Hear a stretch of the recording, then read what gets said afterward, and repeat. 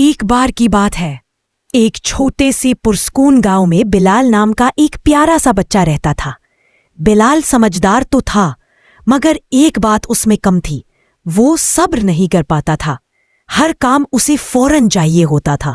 ایک دن بلال نے اپنی امی سے کہا، امی میں اپنے باغ میں پھول اگانا چاہتا ہوں۔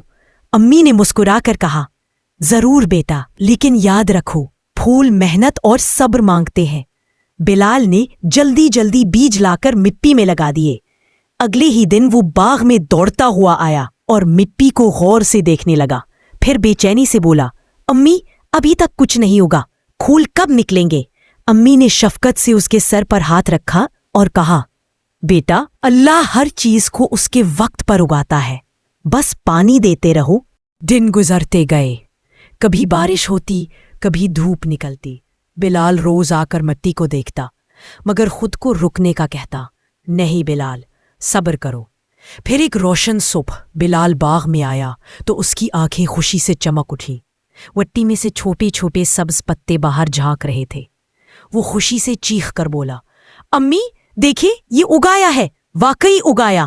مسکرا کر بولی، بس بیٹا یہی صبر کا پھل ہے۔ کچھ ہفتے بعد وہ ننھے پودے خوبصورت رنگ برنگے پھولوں میں بدل گئے۔ پورا باغ خوشبو سے بھر گیا۔